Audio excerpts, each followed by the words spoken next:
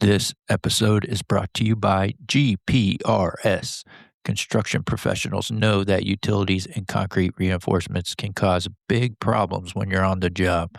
GPRS helps you avoid them. We use ground-penetrating radar to detect rebar, conduit, and post-tension cables before you cut, core, or drill. And our concrete scans are 99.8% accurate. We guarantee it, helping you reduce hits, downtime, expenses, and keep your people safe. To keep your job site safer, visit gprsinc.com.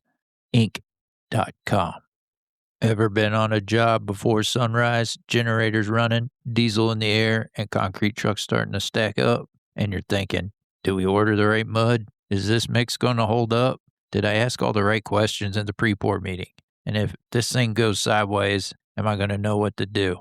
That's why we built Concrete Logic Academy. It's for concrete people who want to get better at the work, not theory, not recycled conference slides, stuff you can actually use on the job. Go to concreteschool.co and get free access while it's open. Again, that's concreteschool.co.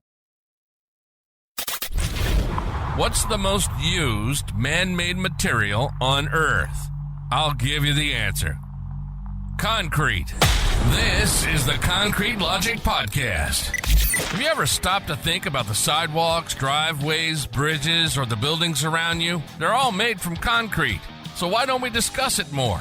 In each episode of Concrete Logic, we'll explore a unique concrete-related topic with the help of industry professionals shaping the trade's future. We'll talk with suppliers, contractors, architects, engineers, specialists, and even proponents of competing materials. We'll get their views on concrete and their visions for its future. So get ready to mix things up with Concrete Logic, where we turn the spotlight on the material that's everywhere but often overlooked. This is the Concrete Logic Podcast. And now, here's your host, Seth Tandit.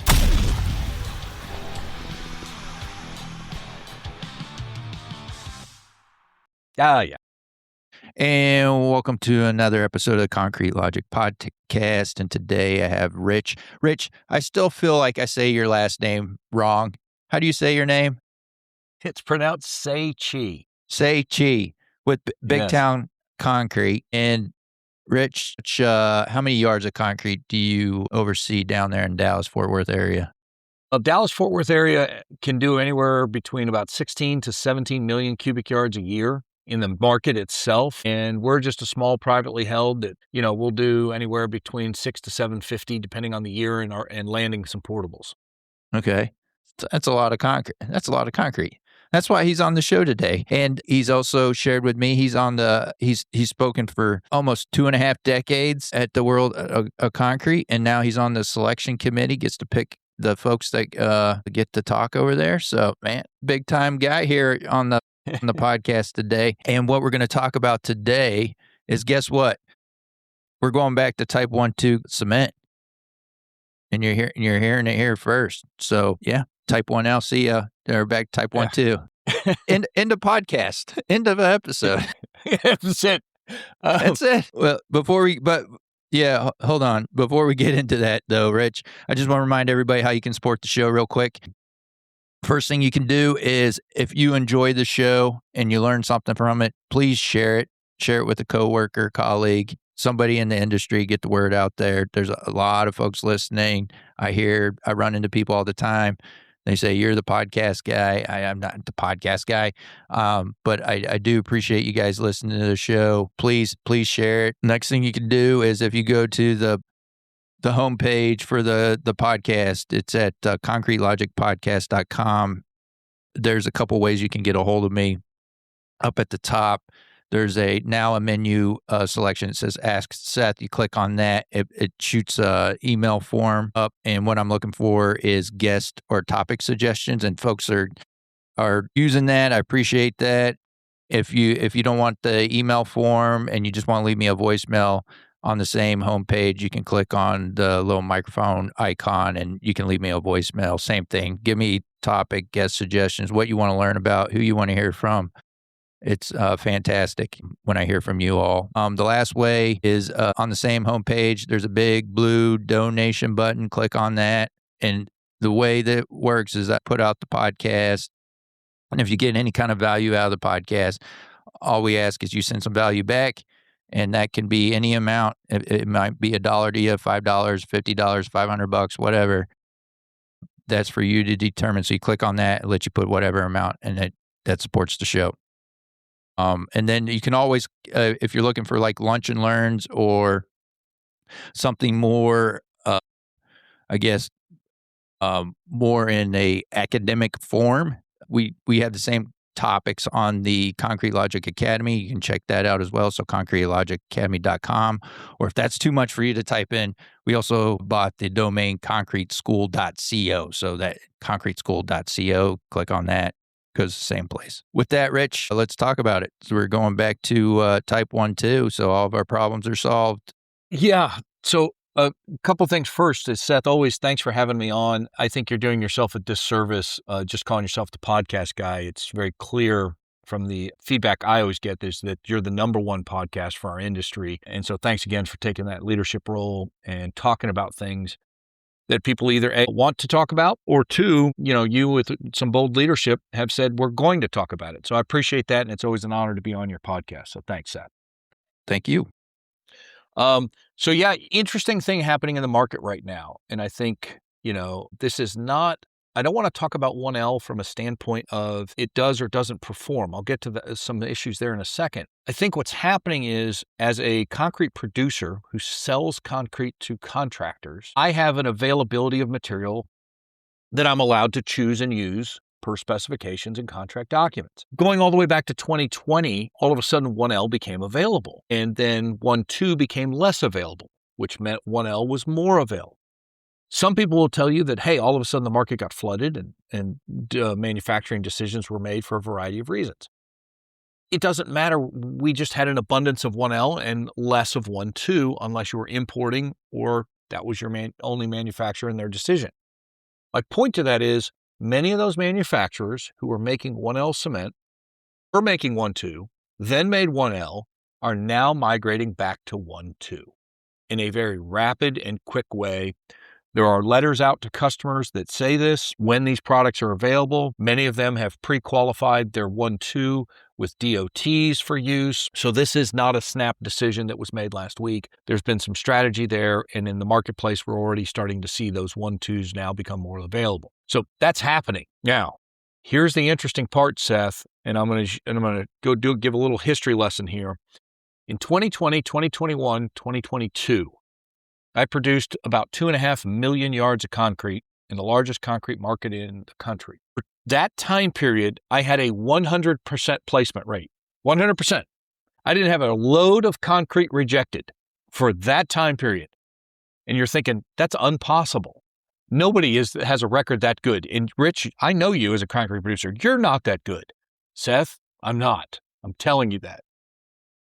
But what happened was the market, for every load of concrete that went out there that you didn't accept for air, slump, time, temperature, whatever reason, there were two things that were absolutely true. One, there was not a backup load of concrete coming behind that. And for every load of concrete you wouldn't accept, there were 10 other people who were willing to buy it, and the condition it was, where it was, for whatever use they needed. And yes, those are both true statements. Because the market demand was so high and there was a supply shortage on several of the raw materials, it didn't matter. They took the concrete. And then about, after that, around 2023, some of those limitations sorted themselves out. And all of a sudden, people were like, oh, hey, the slump is half an inch out of spec. We got to reject this truck. So that happened. The same thing is going to be true here. For the last several years, when it came to 1L cement, there were conversations being held about water demand, cracking, scaling, low strength, retardation on set time, all of these things that were put into the bucket of 1L cement. If we had just been on 1.2 cement, none of this would have happened. Okay. Let's give you that and say, great, now we're going back to 1.2 cement. So just like 2020, 2021, and 2022, I should have about a 2-year time period when I produce concrete and sell it to you, Seth, as a contractor. And I shouldn't have a single complaint about cracking, low strength, retardation of set time, water demand issues. None of that. Because I took out the alleged offending material that caused all of that harm, all of those problems, and I've replaced it with the product that shouldn't have caused any of that. I'm going to be fascinated to watch how the next 2 years happen when we go back and some of the bigger markets migrate back into 1-2 cement. Because you can't use any of those complaints because all of those complaints were blamed on a particular type of cement. And when we change that type of cement back to the one that you claim never had those issues, been doing this 30 years, Seth, they had issues. But the claim was, we've never seen cracking like this. We've never seen retardation, low strength gain, scaling. I'm not sure how you explain that. Yeah. Or imagine you're a large contractor that said, we're only going to do projects with 1-2 cement. We won't quote that. Or imagine you're a state DOT who says we won't use 1L cements on any of our pavements or bridge decks because they cause scaling or damage. Okay, we're going to give you what you wish for. So when you have scaling or damage occur on those bridge decks, it can't be the result of 1-2 cement. Right. So it's an interesting paradigm and logical doom loop that people are going to put themselves in. Yeah. And I don't know how to solve it. I just know that it's coming. Yeah, there's going to be people that said, we adjusted to type 1L, now we're going back to type 1.2, so now we got to, change how we're doing things. Because I've seen people post on LinkedIn that say, hey, contractor, you just don't get it. You just need to change your methods and adjust to the material. That's why you're screwing up. So I guess those contractors, like you said, are pushing back and saying, hey, we're doing it like we've been doing it and the material's screwing it up. Now those people shouldn't have any problems, right? Because they can go back or keep doing the way they've been doing it. But then on the flip side, I work for a contractor, so I have my bias. But Sure. it kind of feels like that you're getting. I feel like we're in a washing machine here. We're getting slopped around here. It's like 1 minute you're doing this with type 1L, and we're all in on type 1L. And now we're going back to type 1.2. So, you're going back and forth, and that doesn't help the industry either.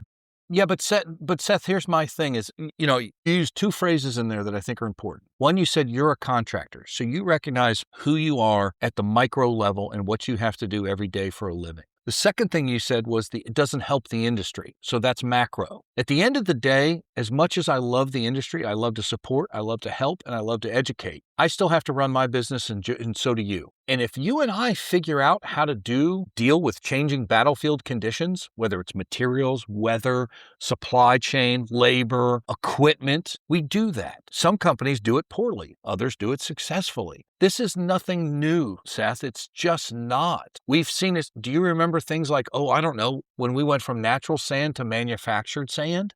Yeah. And people thought that was the end of days. And you can't produce FFFL numbers with manufactured sand. That's impossible. You can't do that. Do you remember when we went to the first generation of polycarboxylate admixtures? And people said, you can't do that. We've got strength problems, set problems, cracking problems. We've seen this before. This is not a new challenge for us. Right. It involves people doing their homework. Seth, every day I have variations in material out there at my plants. Every day. Clean aggregates, dirty aggregates, in spec, out of spec, pumps that have to get moved, and concrete has to sit for 2 hours. All of these things happen every day, and yet somehow we're still able to build things successfully. This is not new for us. And so I'm always fascinated when somebody says, hey, we've never seen this before. Really? You've never seen it's the Mike Tyson, right? Everybody has a great plan till you get punched in the face. Welcome to the ready-mix industry. Welcome to concrete contracting. It's fascinating to me to hear when people say, well, I've never had low breaks before. I've never had cracking before. I've never had set time problems before. Okay, because I'll pull out the letters that we wrote 20 years ago that used type 1 cements. Right. Oh, that was another one. Seth, you remember when we used to have type 1s and type 2s? That was early in my career. I wasn't even paying attention. Yeah. And then We put type 1/2 on the same mill cert, and the engineering and architecture community lost their mind. Well, I only want a type 1. I didn't ask for a type 2. It's the same cement, y'all. It's the same thing. Yeah. We're talking about all these switches, and you mentioned this letter that's going out from the cement suppliers out there. What's the reason they're saying that they're switching back to type 1 too? What are they telling their customers? They're not. They're just saying it's now available. Okay. So they're just responding to the market because everyone's saying that's what they want? It could be a combination of those things, Seth. It could be they're responding to their customers. Customer says, this is the flavor of ice cream that I want. I want you to go back to making vanilla. I didn't like new Coke. I want you to make the standard Coke, right? It could be because of production costs. 1L could be more expensive to produce because of higher grinding time or those kind of things. It could be a combination of both. It could be a combination of logistics of, hey, we can't get the limestone fines anymore. I don't believe that. Do you believe that? They can't get limestone fines? No, but what I'm saying is it doesn't matter what the rationale is. Yeah. They're a company that sells a product just like I do or you do. You don't have to defend, nor do they have to defend why they've made a change in what's available. And the marketplace will decide whether or not they want to buy it or they don't.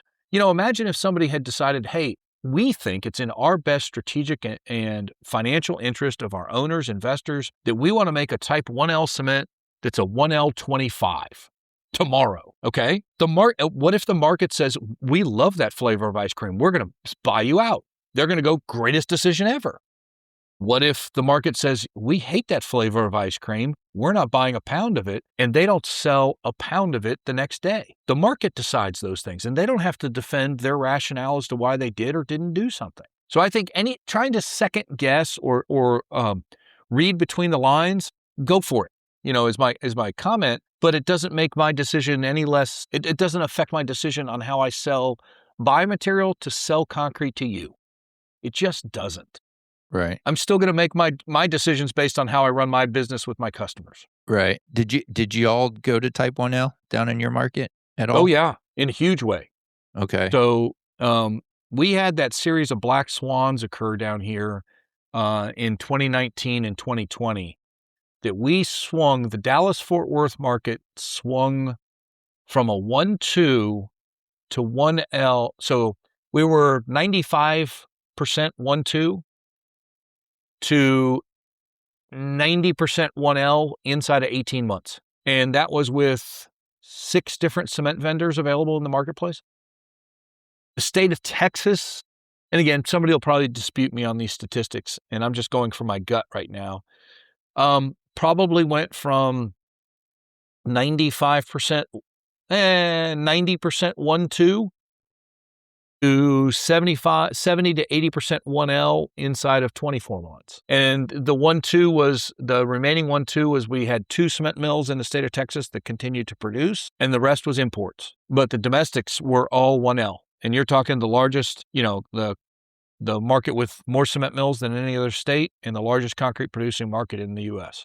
So how are you going to operate your company with this switch? Are you going to have some plants with type 1?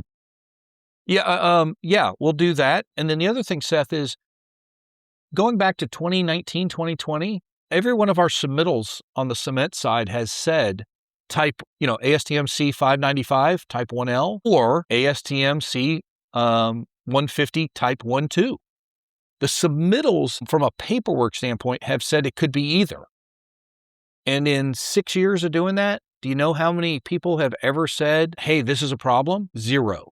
Yeah. So my point is that it could be either in the submittal process, which is an entirely different type of thing when it comes to the paperwork and the histories, which is a whole separate conversation. Super nerdy, but a powerful one. So no, I'm not bothered by it at all.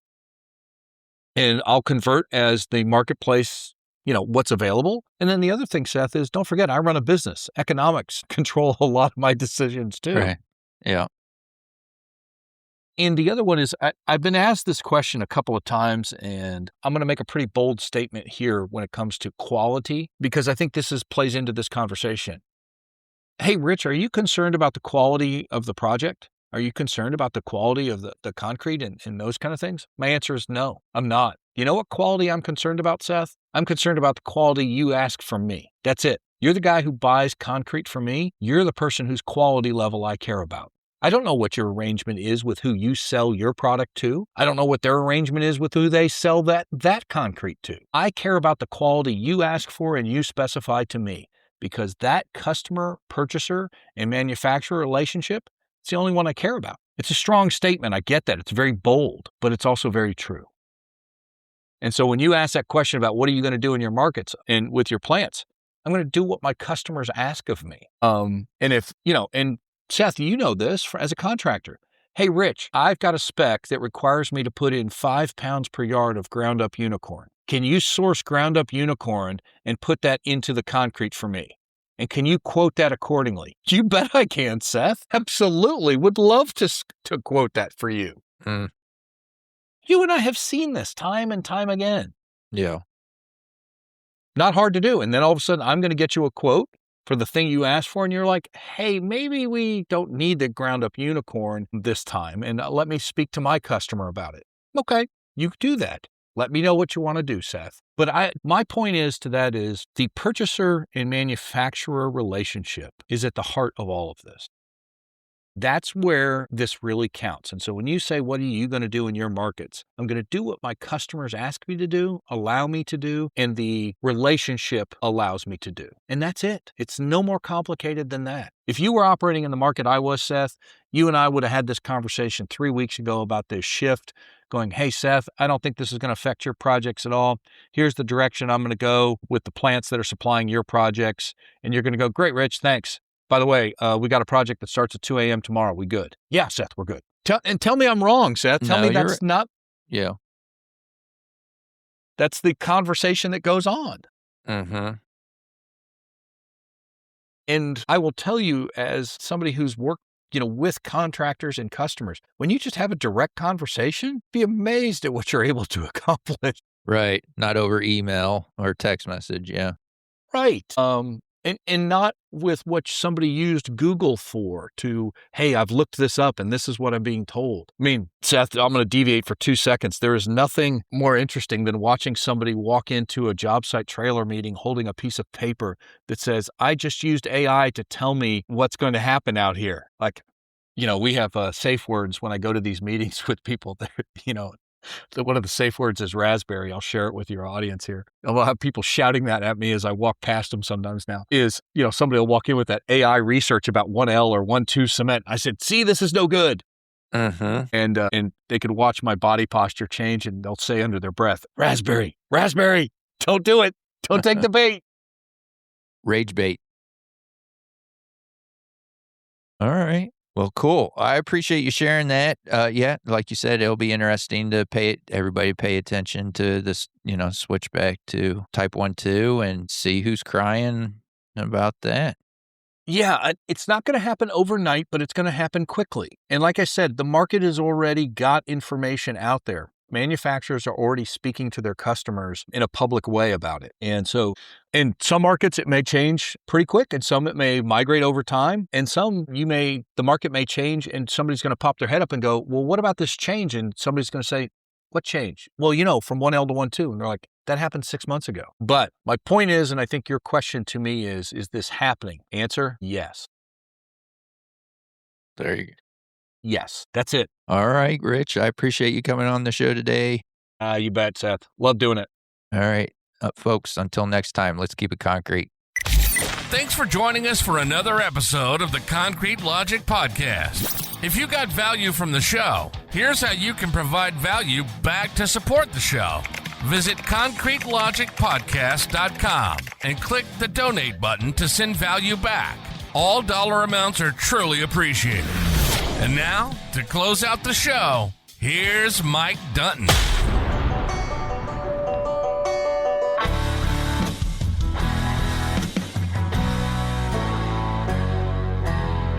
Ring, ring, that alarm always sings couple hours before the sun comes up.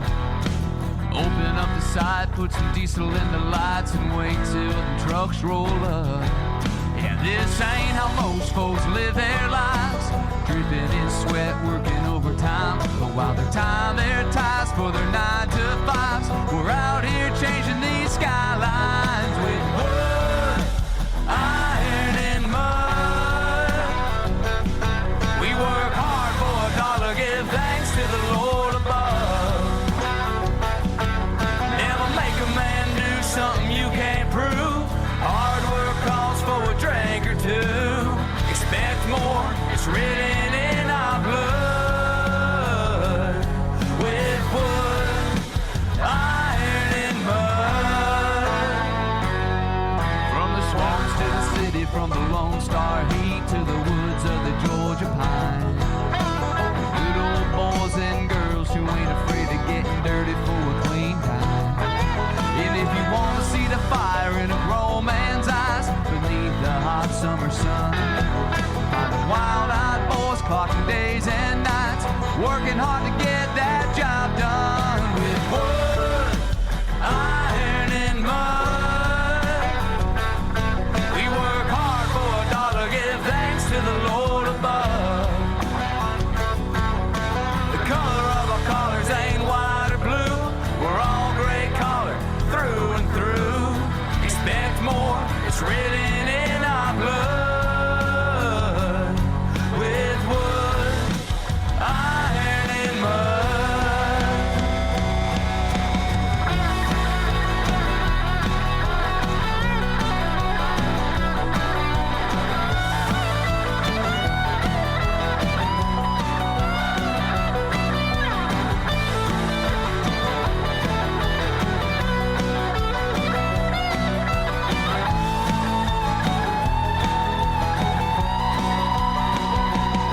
With wood, iron, and mud. We work hard for $1, give thanks